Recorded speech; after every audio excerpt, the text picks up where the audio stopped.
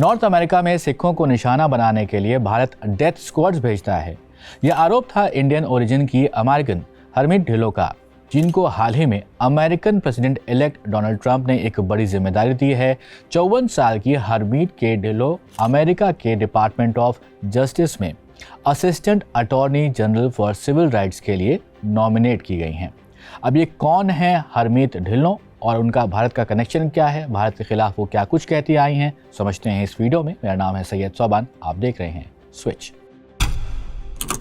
23 नवंबर 2023 को social media platform x पर financial times की एक रिपोर्ट को शेयर करते हुए हरमीत ने लिखा, जैसा कि मैंने कहा, भारत ने पंजाब में नागरिकों और मानवाधिकारों की स्थिति पर मुखर होकर बोलने वाले नॉर्थ अमेरिकी सिखों को निशाना बनाने के लिए कनाडा और अब अमेरिका में डेथ स्क्वाड्स भेजे हैं।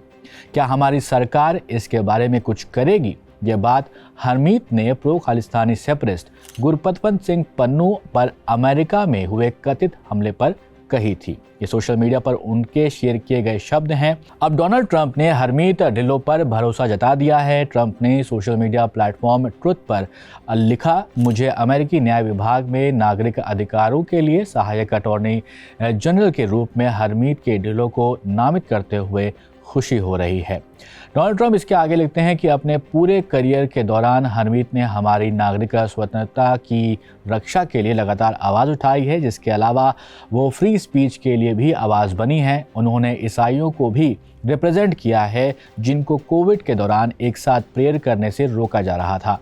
ट्रंप आगे लिखते हैं कि हरमीत टॉप लॉयर्स में से एक हैं। उन्होंने डार्टमाउथ कॉलेज और university of Virginia law school से पढ़ाई की हुई है। इसके अलावा उन्होंने US fourth circuit court of appeals में भी काम किया हुआ है। डोनाल्ड ट्रंप इसमें आगे लिखते हैं कि हरमीत सिख रिलीजियस कम्युनिटी की एक रिस्पेक्टेड मेंबर हैं। न्याय विभाग में होने पर उनके नए रोल में जो है अगर देखें तो हरमीत हमारे संवैधानिक अधिकारों की रक्षा करेंगी और हमारे नागरिकों अधिकारों को और कानूनों को भी निष्पक्ष और दृढ़ता से वो लागू करने के लिए बाध्य रहेंगी। वैसे आपको ये भी बता दें कि इस साल जुलाई में रिपब्लिकन नेशनल कन्वेंशन में अरदास पढ़ने के बाद ढिल्लों रेशियल टारगेटिंग का भी सामना कर चुके हैं। ढिल्लों का कहना था कि उन्होंने सिख धर्म से होने की वजह से अपने साथी पार्टी नेताओं से कट्टर हमलों का सामना किया है और उन्होंने ये भी कहा था कि वो हार नहीं मानेंगी और टॉप पोजीशन की रेस में वो लगातार बरकरार रहेंगी। अब आपको यहाँ पर बता देते हैं कि हरमीत ढिल्लों का भारत से कनेक्शन आखिर क्या है।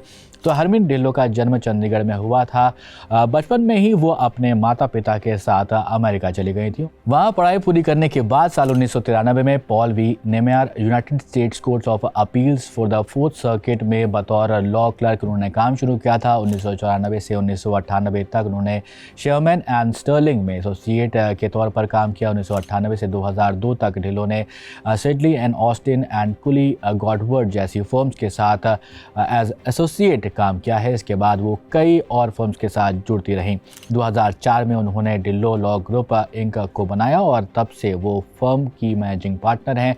अब वो ट्रायल एडवोकेट की तरह काम करती हैं। उनका focus business litigation, intellectual property litigation, इसके अलावा founder and executive disputes, employment litigation, इसके अलावा हम बात करें तो defamation, anti-SLAPP, first amendment, internet privacy और कंज्यूमर क्लास एक्शन केस जैसे मुद्दे जो होते हैं उस पर वो काम करती हैं। पिछले साल हरमीत ढिल्लों ने रिपब्लिकन नेशनल कमेटी की अध्यक्षता के लिए चुनाव भी लड़ा था, लेकिन वहां पर उनको हार मिली थी। ट्रंप और ढिल्लों का कनेक्शन पुराना है। वैसे 2023 में ट्रंप ने कानूनी फीस के लिए करीब $5 करोड़ खर्च किए थे, जिसमें 4 वकीलों के पास सबसे बड़ा हिस्सा गया था। इन 4 वकीलों में से एक हरमीत ढिल्लों भी थी और मीडिया रिपोर्ट्स की माने तो ढिल्लों को $46.1 लाख यानी कि करीब 40 करोड़ रुपीस मिले थे उनकी फीस के रूप में। खैर, अब ट्रंप ने भारतीय अमेरिकी समुदाय से अपने एडमिनिस्ट्रेशन में एक और अपॉइंटमेंट कर लिया है, लेकिन भारत को लेकर ढिल्लों के जैसे कमेंट रहे हैं